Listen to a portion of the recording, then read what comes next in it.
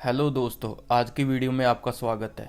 आज हम बात करने वाले हैं ये जो रशिया और यूक्रेन की वॉर चल रही है, ये आखिर क्यों हो रही है। मेरे बहुत से दोस्तों को यही नहीं पता है कि ये वार हो क्यों रही है। आज हम इसके बारे में ही बात करेंगे।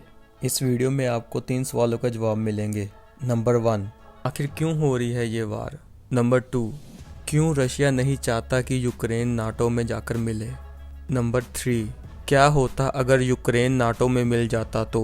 यूक्रेन और रशिया के बारे में जानने से पहले हम थोड़ा सा नाटो के बारे में समझ लेते हैं। नाटो एक 30 कंट्रीज की ऑर्गेनाइजेशन है जिसका पूरा नाम है नॉर्थ अटलांटिक ट्रीटी ऑर्गेनाइजेशन। इसके पास खुद की मिलिट्री है। इसका पर्पस बस इतना है कि जब कोई भी देश इन 30 कंट्रीज में से किसी पर भी हमला करेगी तो 30 की 30 कंट्रीज मिलके उस देश को बचाव करेंगे, उसको मिलिट्री की सहायता देंगे और उसको और भी सहायता मिलेगी। तो अब चलते हैं हम यूक्रेन और रशिया की तरफ। गाइस, रशिया और यूक्रेन पहले दोनों एक साथ हुआ करते थे।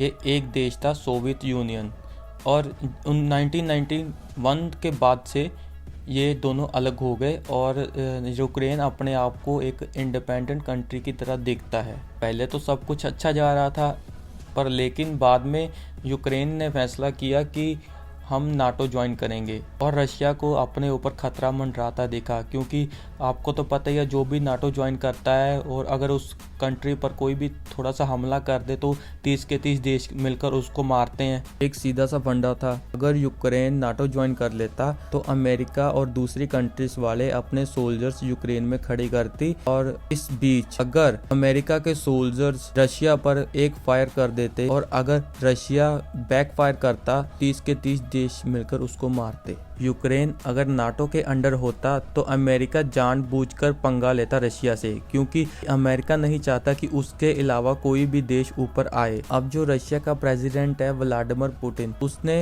यूक्रेन से कहा कि तुम नाटो ज्वाइन मत करो, पर यूक्रेन की नाटो के साथ नजदीकियां बढ़ती देख रशिया ने 21 फरवरी को यूक्रेन पर इन्वेड कर दिया।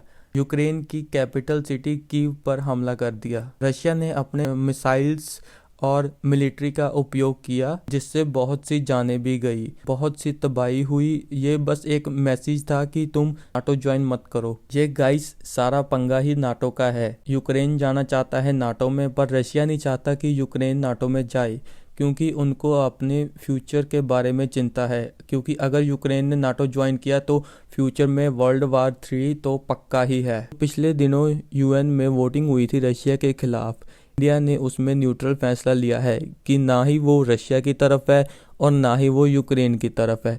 बताता हूँ गाइस कि इंडिया ने ऐसा क्यों किया। क्योंकि रशिया के साथ हमारे बहुत से गुड रिलेशंस है। रशिया ने हमारी बहुत बार हेल्प भी की है। अगर इंडिया साइड लेता है रशिया की तो अमेरिका और दूसरे देश वाले नाराज हो जाएंगे, और अगर इंडिया साइड लेता है यूक्रेन की तो रशिया नाराज हो जाएगा। इसीलिए इंडिया का ये फैसला बहुत ही सही है कि वो न्यूट्रल रही, क्योंकि जब इंडिया की चाइना के साथ अनबन होगी तो उसमें रशिया काम नहीं आएगा, उसमें काम आएगा अमेरिका। और अगर इंडिया की अमेरिका वालों से कुछ अनबन हुई तो उसमें रशिया काम आएगा। तो यहाँ सोचने वाली ये बात है कि इस वॉर से किस किस को नुकसान होगा और किसको फायदा होगा। फायदे की तो बात छोड़ो गाइस, सबको नुकसान ही होगा। नुकसान किनको होगा? आम जनता को। आम जनता ही मर रही है गाइस। इस बीच में सोल्जर्स मर रहे हैं, आम नागरिक मर रहे हैं, बिल्डिंगे की बिल्डिंगे तबाह होती जा रही है। हाँ गाइस, जहाँ पूरा वर्ल्ड टेंशन में है कि इस वार में क्या होगा, कितने लोग मरेंगे, कहीं वर्ल्ड वार 3 ना हो जाए, कहीं गोदी मीडिया इस वॉर को एंजॉय कर रहा है, वो अलग अलग बातें बना रहा है, वो गलत अफवाहें फैला रहा है। उनका हेडलाइन देखिए गाइस, पुतिन पावर नहीं फायर है। आखिर में मैं बस यही कहना चाहता हूँ कि आप अपना ओपिनियन बताइए इसके बारे में कि रशिया सही है अपनी जगह या फिर यूक्रेन अपनी जगह सही है। मुझे कमेंट करके जरूर बताएं गाइस। चैनल को सब्सक्राइब करना मत भूलिएगा।